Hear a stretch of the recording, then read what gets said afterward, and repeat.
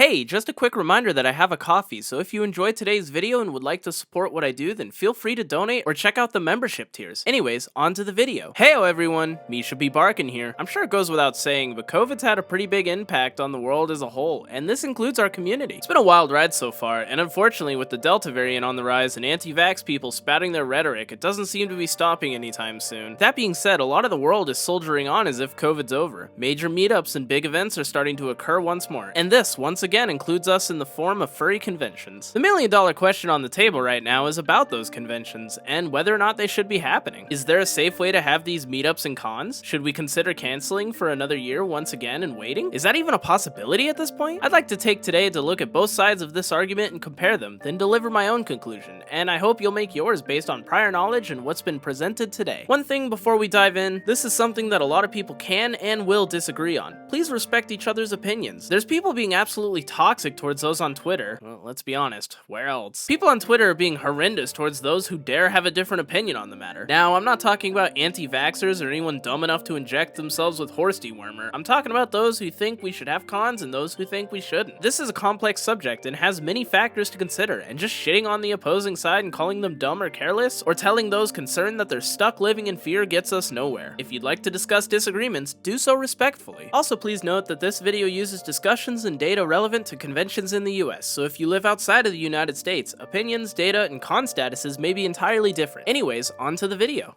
So first and foremost, I want to dismiss one topic right away. Can conventions cancel? As it stands, the majority if not all of them can't. I discussed this in my Megaplex video, so I'll play that snippet once more here since it's relevant. That being said, the convention canceling for a second year really wasn't an option, and here's why. From my understanding, reserving a convention space within a hotel goes like this. You sign a contract for a set price to reserve the convention halls and other areas for various con activities. This is to be paid after the convention, so when people pay for their tickets, sponsors, VIPs, etc., you are contributing to paying for this contract.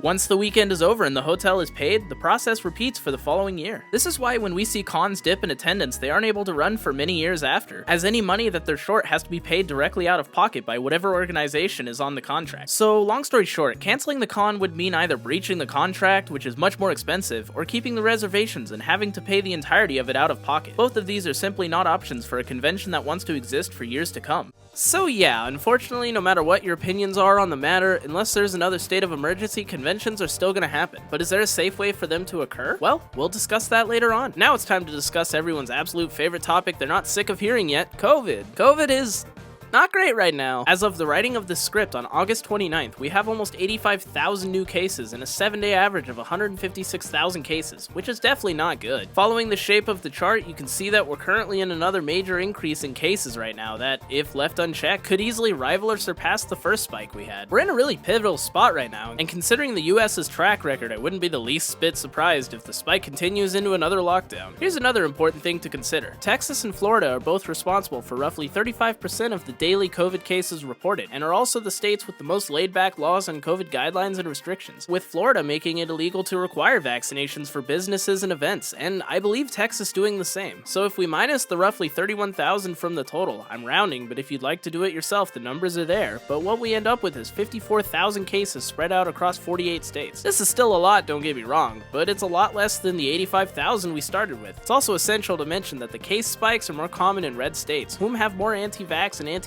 people residing there. So more than likely the blue states are going to be a bit safer, but still be cautious nonetheless. One more note, while this spike is affecting primarily non-vaccinated people, those vaccinated can still catch it. That being said, the spread is a lot less, you're less likely to catch it, and your symptoms will be a lot less severe. Keep this in mind when attending events and such, even if you're vaccinated. Now that we've discussed why cons can't reasonably cancel and how COVID is looking in the US, let's talk about the pros and cons of conventions happening. I'll start with the pros. One major pro is just being able to see everyone again. COVID's kept us behind closed doors and away from friends for so long, and finally being able to travel and go out and about to see our friends again has truly been a blessing. Now, I've only really seen my local friends, but the furry community having such a heavy basis online, we oftentimes make friends and bonds that are more commonly long distance. So lockdowns cause those friends to be far apart for a long period of time. I can only imagine mention the amazing feeling of seeing your long-distance friend for the first time in almost a year and a half, finally being able to hug them, see them, and be closer than just through a screen or on social media. Another point to be made is the vaccination status of the community as a whole. Furries have a much higher rate of being vaccinated due to various reasons, and thus more people as a whole are going to be vaccinated at conventions. On top of that, some conventions are even requiring vaccinations as a mandatory thing for attending the con, though most cons have settled with either requiring vaccination proof or a negative COVID test shortly before the convention. These are both great requirements for cons, and have undeniably helped with curbing the spread at those conventions. Last but not least, masks. Masks have been an important element to helping fight COVID since the very beginning, and have been a staple in our lives for almost 2 years now. Even before COVID, we've seen masks worn out in public places such as Japan when an individual is sick, and that's because they work in helping to not spread germs. All of the future conventions I've seen have been requiring face coverings of some sort, and no, your suit head does not count. So, all in all, safety precautions are being taken and enforced by the conventions, but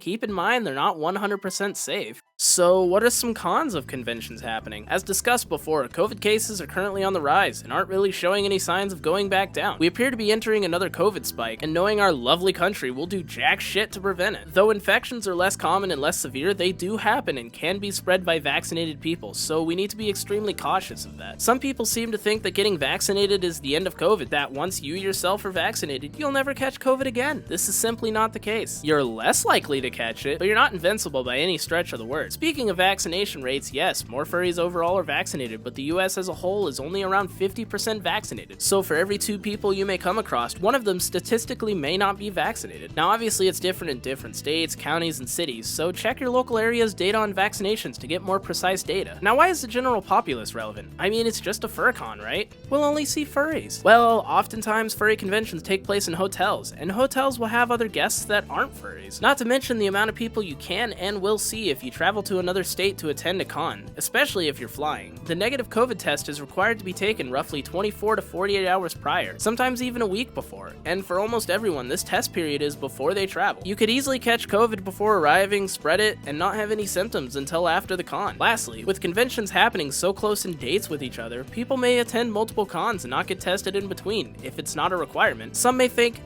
I'm fine, and refrain from getting tested, only to feel sick a week or 2 later, as COVID symptoms don't always set in right away. So what are my thoughts on the matter? Well, unfortunately, as I've stated, cons are kinda in a catch-22. They can't exactly cancel without being out a lot of money, so that's not a viable option. So with cons having no choice but to honor the contracts and happen, they are actively doing their best to keep the events as safe as possible, and from what I've seen, they've been doing an awesome job. Seemingly very little people have gotten COVID from attending events. Now it's possible and definitely a factor for some people that they did catch COVID but didn't post about it, but as a whole, the results seem to be most people testing negative. If you're unvaccinated for any reason, it's likely in your best interest to not attend cons currently. COVID is still very active and is currently spiking, and without the vaccine you aren't protected from COVID. Sure, you can wear a mask, but that more so protects them from you more than you from them, so wearing a mask is great for everyone else's safety, but you're still very much at risk. I personally think we're at a point where cons can happen safely, but we can't pretend like COVID is over. COVID is very much alive, and the only way we can continue to host meetups and cons is to take the fact very seriously and be as safe as possible. Require vaccinations, require masks, and be sure to heavily enforce these rules and regulations. And quite simply, if you're uncomfortable with attending cons, then don't. Stay home and wait until you feel safe to attend. I'm still not quite comfortable with attending cons, so I'm waiting until later this year to see how the cases will look before I decide to get my Anthro Northwest ticket.